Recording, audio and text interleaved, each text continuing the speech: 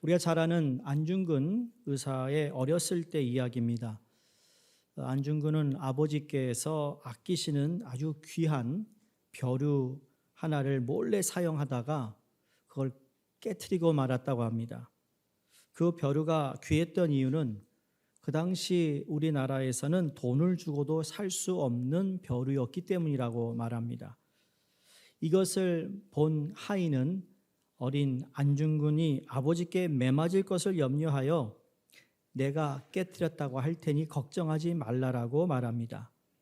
그때 어린 안중근은 거짓말은 싫다고 했으며 거짓말을 하지 않고 자기가 깨뜨렸다고 정직하게 말하므로 그날 저녁 아버지에게 사정없이 종아리를 맞았다고 해요. 종아리에서 피가 흘릴 정도였습니다. 이 하인은 그 피를 닦아주면서 그러게 내가 뭐라고 했습니까? 제가 대신 매를 맞겠다고 하지 않았습니까? 라고 하인이 위로를 하자 어린 안중근이 이렇게 말했대요. 거짓말은 비겁한 겁니다. 비록 종아리가 아프긴 하지만 내 마음은 편합니다. 라면서 나를 걱정해 주어서 고맙다라는 인사까지 했다라는 거죠. 어려서부터 정직했던 안중근은 훗날 나라를 위해 큰 일을 할 수 있었던 것이 그냥 우연이 아니라는 겁니다. 잘못을 저질렀을 때 정직하게 말하는 용기가 필요한 것이죠. 저희가 에베소서 이제 4장 25절을 보면서 에베소서는 1장, 2장, 3장 그리고 4장에 들어와서 이제 실질적인 우리의 삶, 예수 그리스도를 통해 하나님의 거룩한 성도가 되고 그리고 한 공동체의 지체가 되며 그래서 하나 된 것을 힘써 지키라 하신 말씀에 이어서 이제 실질적으로 그러면 하나님의 사람, 하나님의 거룩한 성도로서 어떻게 살아야 하는가를 아주 구체적으로 얘기하고 있는 말씀들이 4장부터 시작이 됩니다. 4장 22절에 보면 그 가운데 우리가 옛사람을 벗어버리고 그리고 24절에 보면 새 사람을 입으라라고 말씀이 있습니다. 오늘 읽은 25절 말씀을 우리가 이해하기 위해서는 사도 바울이 끊임없이 우리는 옛사람을 벗어버리고 새 사람을 입어야 된다는 이 실질적인 생활 윤리를 오늘 25절부터 마지막 절까지 32절까지 사도 바울이 이야기하고 있어요. 어떻게 보면 우리에게 주는 교훈이 아니고요. 이게 우리의 삶이 되어야 된다고 말씀하고 있습니다.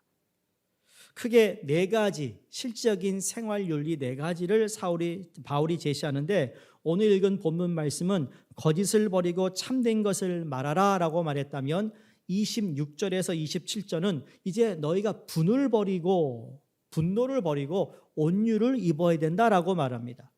그 다음에 28절에서는 너희들이 도둑질을 버리고 이제는 나누어 주는 삶을 살아라 얘기합니다.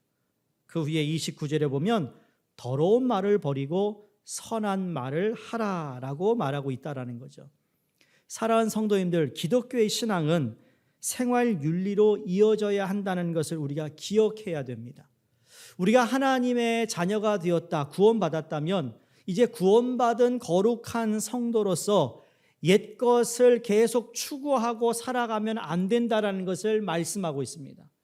우리의 신분이 변했고 우리의 정체성이 이젠 무엇인가를 제대로 알고 있다면 거기에 걸맞는 삶을 살기 위해서 우리가 버려야 할 것은 담대하게 버리고 주님이 입으라 하시는 것을 입어야 될 줄로 믿습니다.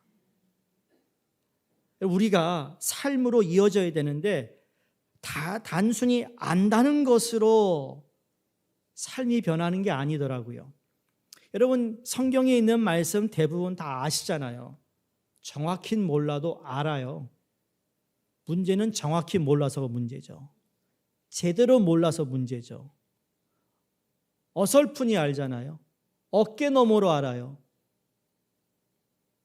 물론 처음엔 그럴 수 있지만 우리가 하나님의 말씀 하나를 알아도 제대로 알아야 되고 그 말씀이 나를 변화시켜 그것만큼은 내가 제대로 성도로서의 삶을 살아야 되는데 그런 의미에서 지식이 많다라는 것으로 여러분 그게 전부가 아니라는 거죠.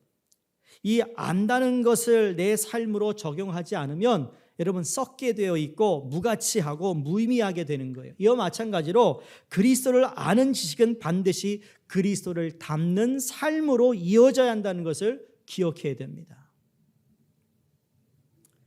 미국 MBC 앵커 가운데 브라이언 윌리엄이라는 분이 있습니다. 여러분 혹시 들어보셨어요? NBC에서 가장 잘 나가는 앵커였습니다. 아마 여러분이 사진을 보시면 이 사람이구나 라는 것을 아실 텐데, 그렇죠? 좀 자연스럽게 하세요. 너무 티가 나잖아요. 이 앵커가 MBC 보도국장까지 승진했던 사람인데 이 사람의 연봉이 얼마인 줄 아세요? $10 million였어요. 1, 2 밀리언이 아니라 1,000만 불이야 연봉이요. 도대체 그 1,000만 불 가지고 뭐하고 살까 1년에? 뭘 먹을까? 금딱지를 뿌려 먹을까? 미국 방송계의 1등 앵커로도 알려져 있어요. 매일 저녁 이분이 진행하는 뉴스를 보는 미국인들이 930만 명이었대요. 그러니까 탁월한 뉴스 진행자였다라는 거죠. 그의 멘트도 아주 매끄럽게 뉴스를 진행합니다. 묵직한 목소리입니다. 얼굴도 번듯하게 잘생겼어요. 신뢰감을 주는 전형적인 백인의 모습입니다. 아주 엄청난 인기 있는 뉴스 진행자였는데 이 사람이 갑자기 사임을 발표합니다. 사임을 발표한 그 이유가 무엇인가 알아봤더니 딱 한 가지였어요. 거짓말한 거였어요. 무슨 거짓말인가 하면 2003년도에 이라크 전쟁 취재하는 과정에서 과장된 거짓 보도를 한 것이었습니다. 그때 4대의 헬리콥터가 떴는데 그중에 2대가 총에 맞았다. 근데 내가 그 총에 맞았던 한 헬기에 내가 타고 있었고 이야기를 이렇게 얘기합니다. 내가 간신히 모면했다라고 자신의 영웅감을 이렇게 미화시켜서 이야기를 했습니다. 근데 그때는 하도 전쟁이 있는 그러한 해였으니까 그냥 그랬나 보다라고 묻고 지나갔는데 무공훈장을 받는 군인을 소개하는 사람이 이제 12년 후에요. 12년 전에 그 이라크 전쟁에서 정말 소위 뭐랄까요? 이 영웅심을 그리고 자기의 생명을 다해 목숨을 바쳐 싸웠던 그 무공훈장을 받는 사람을 이야기하면서 다시 자기가 12년 전에 얘기했던 거짓말을 또 언급한 겁니다. 참, 왜 또 2번씩이나 할까? 여러분 2003년도에는 페이스북이 시작되지 않았어요. 2004년도에 페이스북이 시작했으니까 소셜미디어가 오늘날만큼 발달하지 않았을 때예요. 근데 12년이 지나서 그 당시에 헬기에 있던 사람 중에 총을 맞았던 사람이 이 윌리엄의 보도한 언급을 다시 들으면서 이렇게 글을 썼어요. 미안한데 당신은 내가 탄 헬기에 타고 있었다라는 기억이 없습니다. 총탄을 맞은 1시간 후에 당신이 내게 와서 무슨 일이 있었는지 내게 물어보지 않았습니까? 페이스북에 올라온 겁니다. 그걸 보고 실제 브라이언 윌리엄이 타고 있었던 헬리콥터의 헬기 기장이 또 글을 올립니다. 브라이언 윌리엄스, 이런 거짓말쟁이. 당신은 내 헬기에 타고 있었고 우리는 총탄을 맞지 않았다. 브라이언, 당신은 신뢰도를 과장하려고 의도적으로 거짓말하고 있다. You are such a fake. 당신은 거짓이다. 라고 글이 올라온 겁니다. 무서워요. 페이스북 하세요? 요새 젊은이들은 페이스북은 나이 든 사람이 한다고 안 하지만 가끔 페이스북을 보면 그 사람이 누군지 거의 알아낼 수 있어요. 그렇죠? 나는 인스타그램 하기가 무서워요.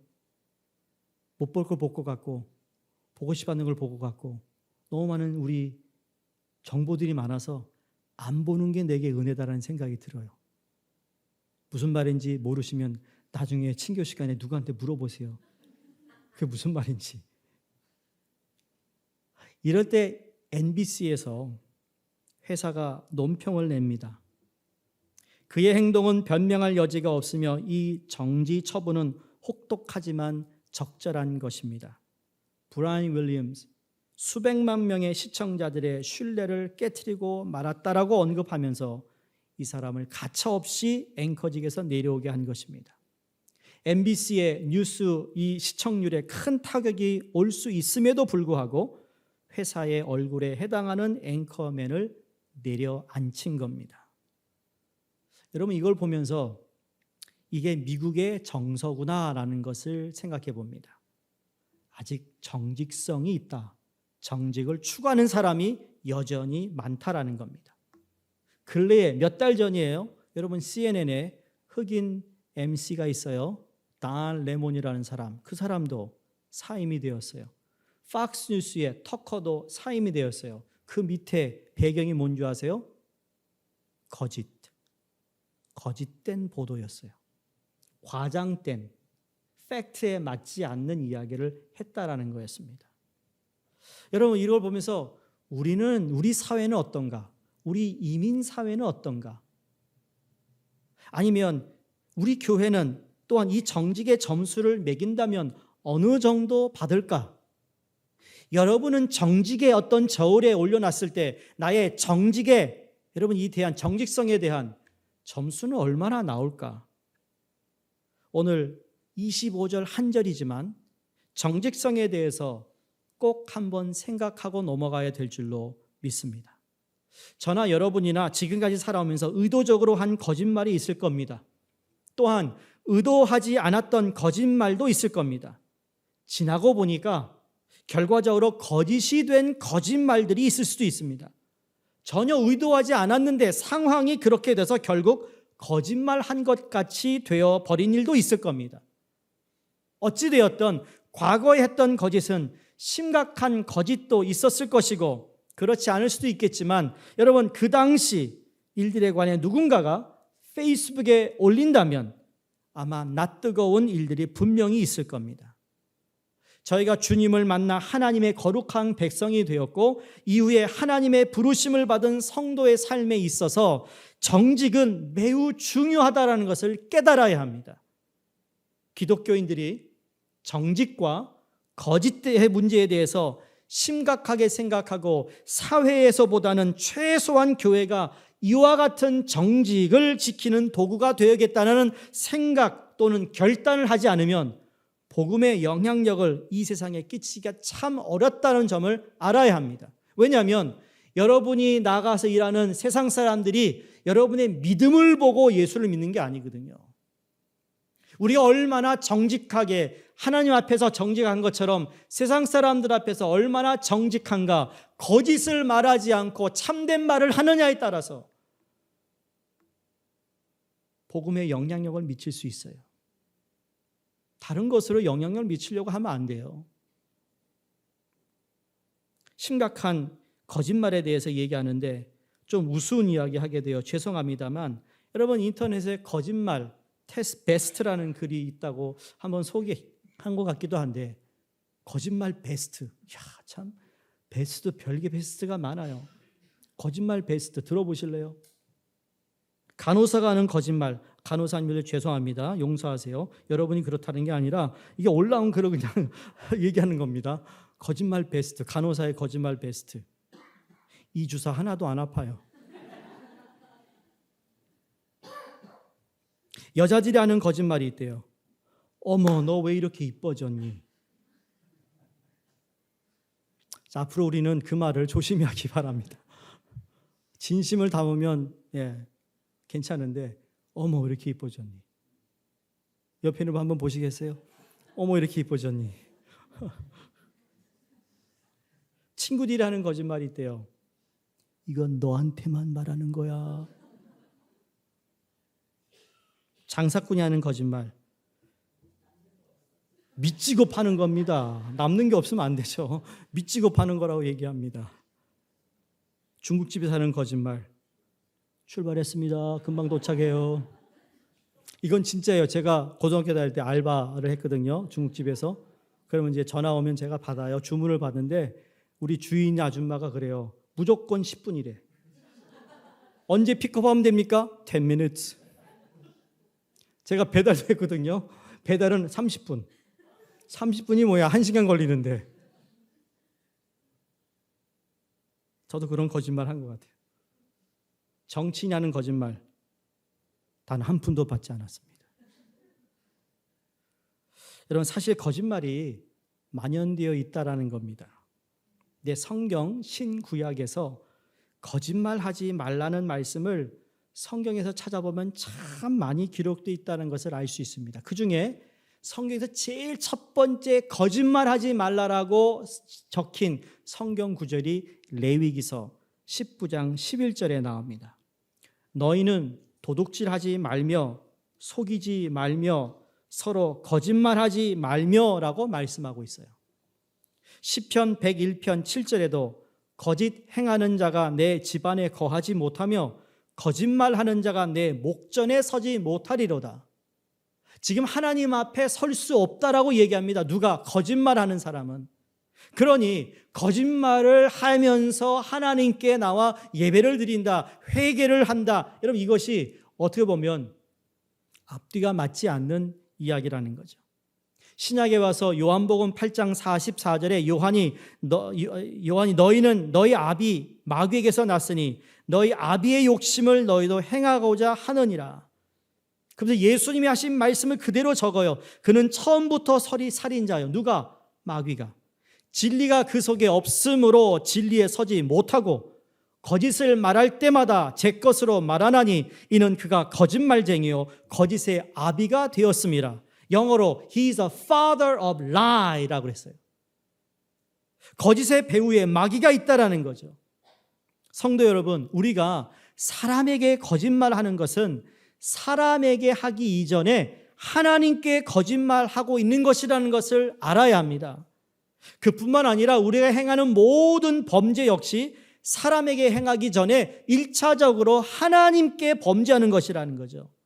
거짓말이 무엇입니까? 우리 다 알고 있어요. 사실이 아닌 것을 알고 있으면서 상대방에게 이것을 믿게 하려고 거짓말합니다. 두 가지 요소예요. 하나는 사실이 아닌 것, 두 번째로는 다른 사람을 속이려는 의도를 가지고 있다는 거예요.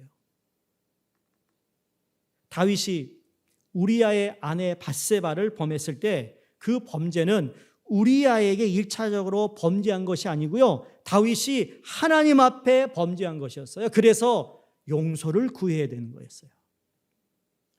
요셉이 보디발의 아내로부터 유혹을 받았잖아요.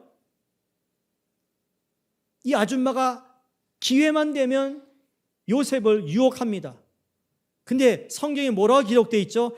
내가 하나님께 득죄할 수 없다 그랬습니다. 하나님이 저렇게 살아계시고 하나님이 다 보고 계시고 다 듣고 계신데 내가 어떻게 하나님 앞에서 이 죄를 범합니까?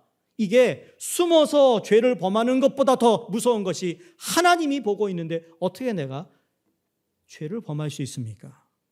어떤 거예요? 우리가 하는 거짓말은 사람에게 하기 이전에 하나님께 하는 거짓말이라는 생각을 할 수 있어야 된다는 겁니다. 숨어서 다 해요. 결국은 드러나게 돼 있어요. 사도 요한이 이 거짓말의 범위를 넓히잖아요. 요한일서 2장 4절에 보시면 그를 아노라 하고 그의 계명을 지키지 아니하는 자는 거짓말하는 자요 그랬어요. 그를 아노라 누굽니까? 하나님, 예수님을 안다고 하면서 그분의 계명, 그분의 말씀, 율법을 지키지 않는다면 그 사람은 거짓말쟁이라는 거예요. 그러면서 그가 진리가 그 속에 있지 않다 그랬어요. 더 나아가 요한일서 4장 20절에 누구든지 하나님을 사랑하노라 하고 그 형제를 미워하는 이는 거짓말하는 자니 보는 바 그 형제를 사랑하지 아니하는 자는 보지 못하는 바 하나님을 사랑할 수 없느니라. 형제를 사랑하지 않는 자가 거짓말하는 자라는 거예요. 이거 간단한 문제가 아니에요. 가능하면 white lie도 안 하는 게 좋겠어요. 아유, 세상이 다 그러는데 목사님. 세상은 그래도 우리는 그러면 안 되는 거예요. 우리는 그러면 안 돼요. 하나님을 사랑한다면서 같은 교회 지체를 사랑하지 않는 것, 거짓말이라는 거예요. 사도 요한이 정의하고 있는 말씀을 저희가 가볍게 여기지 않기를 주 이름으로 부탁드립니다. 그러면 거짓말 중에 특별히 악한 거짓말 여러 가지, 두 가지만 여러분과 나누고 싶어요. 하나는 뭐냐면 마음에 없는 거짓말. 마음에 없는 거짓말. 출애굽기 9장 27절에 보면 이스라엘 백성이 이제 출애굽을 해야 되는데 모세가 바로에게 가서 하나님의 백성을 보내달라. Let my people go. 그러는데 바로가 보내지 않아요. 그래서 하나님이 재앙을 내리시잖아요. 그 재앙을 내리고 있는 가운데 지금 바로가 이렇게 고백합니다. 출애굽기 9장 27절. 바로가 사람을 보내어 모세와 아론을 불러 그들에게 이르되 이번은 내가 범죄하였노라. 여호와는 의로우시고 나와 나의 백성은 악하도다. 야, 이제 알았네. 바로야. 너 악한 거 알았구나. 그런데 보세요. 바로가 한 말 나와 나의 백성은 악하도다. 그러면서 하나님이 그 재앙을 거두어 가셨더니 거두어 가자마자 다시 죄를 범하고 있는 바로를 성경이 말하고 있어요. 그게 뭐죠? 아프니까 거짓말로 마음이 없는 거짓을 얘기한 거예요. 그래, 나와 나의 백성은 악하다. 봐달라고 그래라, 너희 신한테. 마음이 없는 거짓말하는 거예요. 그럼 이스라엘은 거기서 자유로울까요? 그렇지 않았습니다. 이스라엘 역시 이스라엘의 거짓과 바로의 거짓이 얼마나 큰 차이가 나지 않는다라는 것을 알 수 있습니다.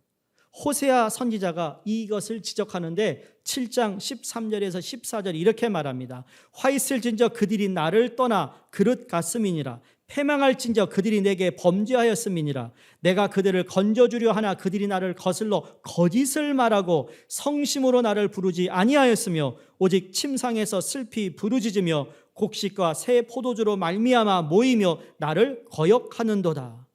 이스라엘 백성들은 거짓으로 하나님을 불렀고 거짓으로 하나님께 회개했다고 말합니다. 바로가 목전에 닥친 하나님으로부터 받은 징계를 피하기 위해 나와 나의 백성은 악합니다라는 거짓된 회개를 했던 것처럼 이스라엘 백성은 하나님의 징벌로 말미암아 축복이 떠나는 것을 두려워해서 바로와 같이 거짓된 회개를 하나님께 드리고 있다는 거죠. 나를 거슬러 거짓을 말했다. 성심으로 나를 부르지 않았다. 단지 침상에서 우는 척하며 곡식과 새 포도주를 너희들이 받지 못할까 봐 거짓 회개했다.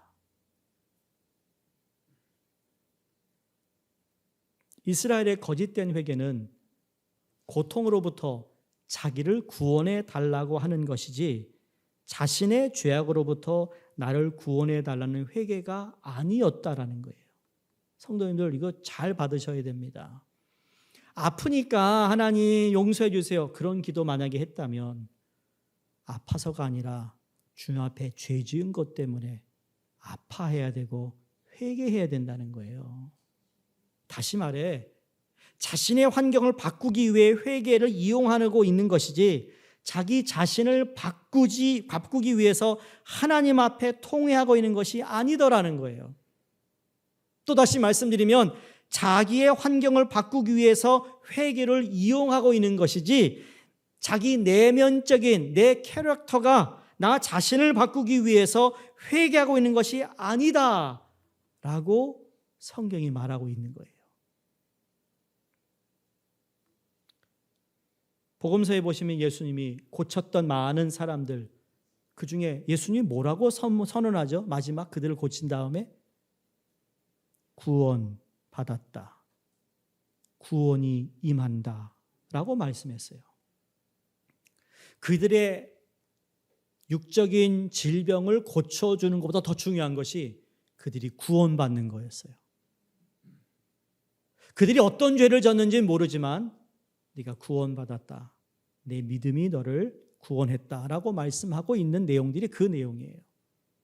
오늘날 우리가 하나님 앞에서 드려야 할 기도 가운데 정말 빠진 기도는 뭔가 하면 그 상황을 탈출하기 위한 기도였지 정말 내 자신이 주님 앞에서 변화되지 못함에 변화돼야 되겠다라는 마음에서 회개의 기도가 아니었다라는 거죠. 그러니 하나님 앞에 드렸던 나의 용서의 기도가 어쩌면 거짓된 것일 수 있다라는 거예요.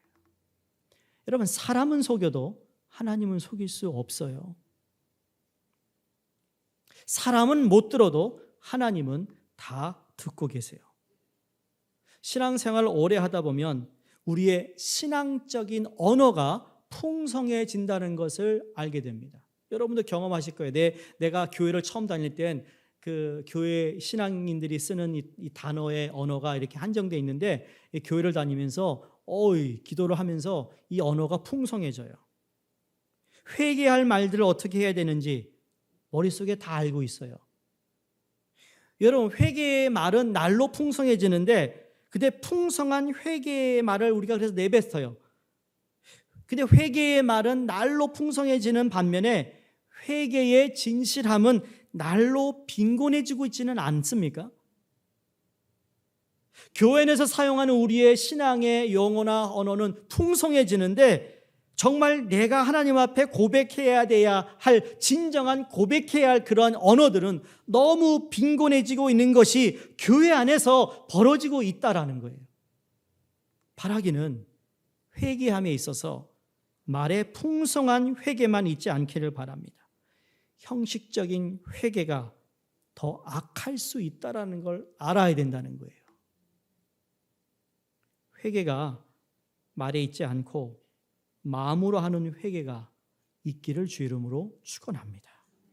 우리 주님께서 회개의 영을 부어주셔서 우리가 마치 발견하지 못하고 깨닫지 못한 죄악들을 찾을 수 있는 기쁨 우리에게 임할 수 있기를 바랍니다. 이번 주 우리가 숨을 잘 쉴 수 없었잖아요. 뉴욕이 빨개졌어요. 야, 이게 종말인가 진짜? 종말이 이렇게 올까요? 처음 가서 물어봐야지.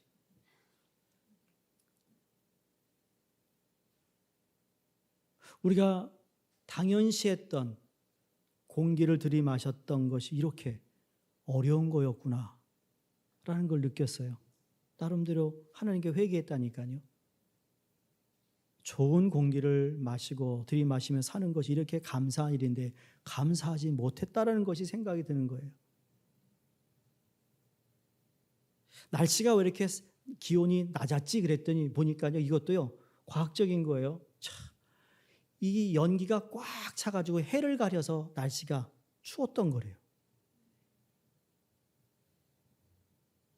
이 작은 이 자연의 변화에 우리가 사는데 엄청난 어려움을 가져다 주는데, 참 그 어려움을 느끼지 않고 살아갈 수 있는 것 다시 감사하겠다라는 회개를 했어요.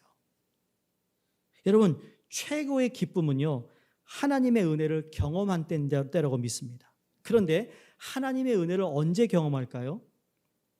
내가 낮아지고 내 죄를 회개하고 하나님께서 부어주시는 그 기쁨이 여러분 있을 때 우리는 역설적으로 기쁨이 그때 가장 큰 거예요. 그 기쁨이. 예수 그리스도가 왜 이 땅에 오셨습니까? 죄 문제 때문에 오셨어요. 그 죄 문제를 해결했기에 내가 하나님의 자녀가 되고 하나님의 은혜를 받고 사는 거거든요. 그런데 한번 내가 예수 믿고 구원받은 것으로 끝난 것이 아니라 주님 앞에서 내가 또 이러한 부족한 것을 회개함으로 하나님 주신 은혜로 다시 회복하고 기쁨을 얻는 것, 이게 가장 큰 기쁨이라는 거예요. 그래서 회개라는 것이 나쁜 것이 아니에요. 회개를 통하여 내 죄 사함 받고 하나님의 은혜로 다시 감사와 기쁨이 회복되는 거예요. 그래서 회개하는 거예요.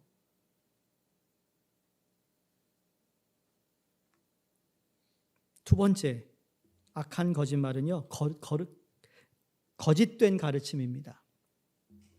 마가복음 13장 5절 6절에 보면 예수님이 너희가 사람의 미혹을 받지 않도록 주의하라. 많은 사람이 내 이름으로 와서 이르되 내가 그라하여 많은 사람을 미혹하리라. 말세의 징조는 거짓 교사들이라고 했어요. 사도 바울이 이제 나중에 에베소 5장 6절에 보시면 모든 헛된 말로 너희를 속이게 하지 말라. 골로새서 2장 8절에도 누가 철학과 헛된 속임수로 너희를 노력할까 주의하라. 여러분, 설교는요 철학적인 것이 아니에요. 철학적인 얘기가 아니라니까요. 근데 철학이라는 어떤 그러한 이념 같은 것들이 아주 멋있게 보여요. 근데 복음은 단순한 거예요. 철학이 사람을 살리지 않아요. 복음이 살려요. 철학이 사람을 바꾸지 않아요. 베드로후서 3장 17절에 사랑하는 자들아 너희가 미리 알았은즉 무법한 자들의 유혹에 이끌려 너희가 굳센 데서 떨어질까 말씀합니다. 사람들에게 하는 거짓말 중에 가장 악한 말은 하나님에 대한 거짓된 가르침이에요. 그래서 이단이 아주 못된 거예요. 한국 갔더니 지금도 신천지가 판을 친대요. 아니, 그러면서 교회마다 이 포스터를 붙여놓고 있어요. 다 신천지 아웃. 그게 법적으로 그거 안 붙여놓고 신천지가 일을 저지르면 교회 책임인데 그걸 붙여놨는데 들어왔으면 신천지 책임이라는 거예요. 법적으로. 참. 하나님에 대한 가장 사악한 거짓말이 무엇일까요? 하나님의 말씀을 왜곡하여 가르치고 그리고 사람들을 자기 사람으로 군중으로 만드는 사람들이 그게 이단이죠. 그런데 이단의 틀을 쓰지 않고도 충분히 이러한 일들을 하고 있는 오늘날에 목회자들이 있고 그리고 그러한 사람들이 있어요. 그걸 소위 말하는 번영 신학이라고 그래요. 영어로 prosperity gospel이라고 하죠. 무슨 얘기를 하는 줄 아세요? 인간 스스로 인간의 삶을 바꿀 수 있다 얘기합니다. 웃기고 있네. 신념과 긍정적인 말로 자기가 갈망하는 꿈을 이룰 수 있다고 말합니다. 여기에 큰 함정이 있습니다. 긍정의 힘이라는 것은 여러분 멘탈 헬스, 우리 정신치료에 자기 어떤 자아심이나 어떤 자기의 어떤 자존감이 낮은 사람에게는 이런 걸 통하여 당신도 할 수 있습니다. 해보세요. 이런 면에서 사용되는 것이지 하나님의 말씀을 이걸로 왜곡해서 당신도 그렇게 할 수 있습니다. 라고 하는 건 위험하다라는 거죠. 이해하시겠어요? 대표적인 인물이 저 텍사스에 있어요. 누구라고 말하지 않겠지만 수당할 것 같아. 조심해야 돼요. 요새는 인터넷 막 제 설교가 나가니까 있어요. 사람들이 엄청나게 모여요. 엄청나게 커요. 큰 스포츠 스테디움을 사가지고 꽉꽉 차요. 그 사람이 그런 설교예요. You can change your life. 아니요. 하나님의 말씀이 나를 변화시키는 거예요. 복음이 나를 살리는 거예요. 긍정의 말이 아니고 긍정의 힘이 아니라고요. 그렇게 얘기한다면 그 목사 또한 이교도나 마찬가지예요. 사도 바울이 거짓을 버리고 참된 것을 말하라 라고 말한 것, 이건 너무 귀한 가치 있는 말씀입니다. 생활 윤리를 말하면서 제일 첫 번째로 거짓을 버리고 정직에 대해 말하고 있다는 건 그만큼 정직성이 귀하다라는 거예요. 하나님 앞에서. 여러분, 거짓을 버리고는 마치 그릇을 깨끗하게 비워야 거기에 깨끗한 것을 채울 수 있기 때문에 거짓을 버리라고 권면하고 있는 겁니다. 우리가 거짓을 버려야 하는 이유에 대해서 사도 바울이 말하는데 우리 한글과 영어에도 없는 단어가 하나 있어요. 원어에. 그게 코티라는 단어예요. 우리가 왜 거짓을 버리고 참된 말을 해야 되는지 알아? 영어로 이걸 번역하면 because. 왜 그래야 되는지 알아? because 우리가 서로 지체이기 때문에 거짓을 버려야 한다고 말하고 있어요. 사랑하는 성도님들, 우리가 신앙생활하면서 교회 생활하면서 공동체에 함께 지체, 목장이든 전도회든 우리가 거짓을 버려야 하는 이유는 우리가 지체라고 성경이 말하고 있어요. 그 말은 뭐죠? 우리를 하나로 묶어주신 예수 그리스도의 몸이기 때문에 그 예수님은 거룩하신 분이고 정직하신 분이고 거짓이 없는 분이기 때문에 교회에서는 거짓말하면 안 된다는 거예요. 거짓말하면 큰일 나요, 여러분. 하나님이 기뻐하지 않아요. 사도행전의 초대교회 첫 번째 교회가 부흥하고 있어요. 성령이 정말 역사하고 있어요. 자기 재산을 팔아서 교회에 주고 교회가 필요한 사람에 나눠주는 그런 일들이 벌어지고 있는데 아나니와 삽비라가 거짓말을 해요. 베드로가 가서 야, 너 이거 있냐 그랬더니 아니요. 이게 전부 다인데요. 숨겨놓고. 그랬더니 어떻게 돼요? 거짓말하자마자 성령이 임해 어떻게 해요? 그 자리에 죽어버려요. 오늘날도 거짓말하면 그렇게 세상 떠나는 사람이 있으면 금방 우리가 경각심을 가지고 거짓말 안 할 텐데 말이에요. 왜 하나님 안 데려가실까? 그것도 천국 가면 물어봐야지. 한 가지 말씀드리고 말씀 마칩니다. 이게 어떻게 보면 여러분에게 더 실질적인 궁금점이 아닐까라는 생각도 해봅니다. 뭐냐면 우리가 살고 있는 사회, 모든 세계가 이런 생각을 가지고 있어요. 거짓말을 하면 안 된다고 알면서도 그냥 넘어갈 때가 있어요. 거짓말이 경쟁력이 있다고 생각하기 때문이 아닐까 합니다. 무한 경쟁 사회에서 정직한 사람이 손해를 보고 정직한 사람은 경쟁력이 없고 정직한 사람은 무능력하고 정직한 사람은 이 사회에서 출세할 수 없다라는 생각이 사회 통념으로 보편화되어 있다라는 거예요. 이걸 주장하는 학자들도 있어요. MIT 교수인데 그 사람이 이런 얘기합니다. 거짓말은 나쁘지만 어떤 면에서는 사회적 기술이다. 항상 정직하기만 하다면 우리는 수없이 불쾌한 상황에 빠질 것이다. 여러분 이거 믿으세요? 여기 속으면 안 됩니다. 그럼 반대로 정직을 얘기하면 이런 모든 사람들이 신뢰하잖아요. 우리가 어떤 자동차 접촉사고가 났어요. 그럼 제일 먼저 무슨 생각하죠? 저 거짓말하면 안 되는데. 거짓 증언하면 안 되는데. 그게 제일 먼저 떠올라요. 성경은 잠언서 14장 21절에 악한 자의 집은 망하겠고 정직한 자의 장막은 흥하리라. 여러분, 여러분의 삶이, 가정이, 사업이 흥하기를 원하신다면 정직하셔야 돼요. 우리의 가치관은 세상 거를 맞추고 있지 않아요. 여러분, 우리는 성경의 가치관을 맞추고 있기 때문에 거짓말하면 거짓말해야 된다. 여러분, 그 말에 속지 말라고 말씀드리는 거예요. 아마 오래전에 제가 여러분의 이분을 소개한 바가 있어요. 지금은 여성 CEO가 많았지만 그때는 여성 CEO가 많지 않았던 때나 한국의 정직한 면세점 여성 CEO 그러면 나오는 이름이 있어요. 그 이름이 김성주 씨입니다. 연대 나오고 하버드에서 대학원까지 하고 유럽에서 공부까지 많이 한 분이에요.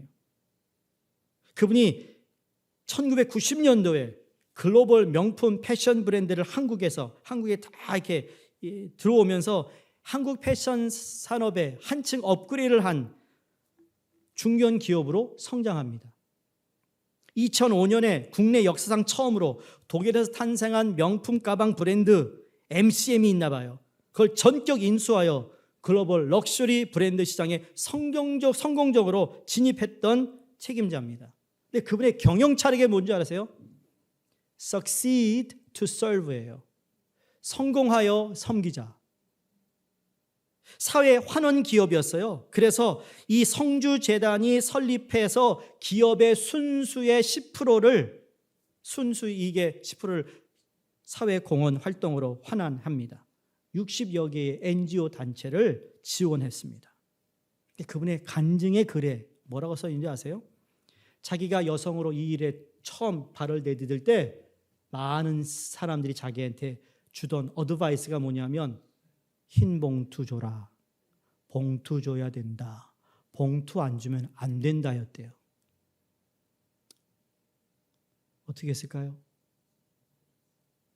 봉투 안 줬겠죠. 안 줬으니까 얘기하죠. 봉투 줘야 계약이 성사된다라는 그 사회 구조 속에서 본인도 하나님을 믿는 사람이라 봉투 주지 않고 처음엔 너무 힘들었대요. 그러나 나중에는 여러분 이분이 여성 CEO로서 존경받는 사람이 되었고 우리 기독교인들에게도 돈 봉투 없이도 하나님 앞에 정직함으로 하나님이 세워주시는 사업, 기업이 될 수 있다라는 것을 우리에게 알려주는 실화예요. 그래서 정직이 전략이다라는 책을 쓴 사람도 있으면 린 업쇼라는 분이 쓴 책에 이렇게 말합니다. 신뢰받는 기업의 최고의 비밀은 정직이다. 명성을 얻는데 60년이 걸리지만 그것을 잃는 데는 60초가 걸린다. 정직한 저울이 있는 집에 사람이 모인다. 정직이 사람을 움직인다. 거짓말이 경쟁력이 있는 것이 아니라 정직이 경쟁력이 있다. 진실은 언제나 드러나는 보석입니다. 정직은 결국 승리합니다. 여러분, 예수님이 왜 승리하셨죠? 거짓이었으면 승리 못했을 거예요. 사단은 예수님을 붙잡아서 채찍질하고 때리고 십자가에 못 박아 죽게 하고 무덤에 넣어버리면 끝나는 줄 알았는데 아니요, 하나님이 그 거룩한 하나님의 아들 예수, 그 참된 예수, 진리 예수를 부활시키셔서 그래서 승리하신 거예요. 그래서 우리도 정직이 승리한다라고 외쳐야 되는 거예요. 정직해야 된다는 거예요. 왜 유혹이 없겠어요? 요거 한번 눈 감아주면 몇만 불 들어올 텐데 눈 깜빡이면 10만 불 준다는데 그래도 하나님 앞에 정직해야 돼요. 왜? 하나님이 나중에 다 갚아준다고 믿어야 돼요. 그걸 갚아주지 않아도 하늘나라에 상급이 있다라는 거. 여러분, 이게 우리의 믿음, 신앙인의 삶이라는 겁니다. 이전까지의 거짓에 대해서 여러분이 만약에 마음에 없는 회개 기도에 있다면 하나님께 다시 회개 기도하실 수 있기를 바랍니다. 그래서 거짓을 떠나고 앞으로는 진실하게 살아가겠다라는 결단이 이 아침에 있기를 주의 이름으로 축원드립니다. 기도하겠습니다.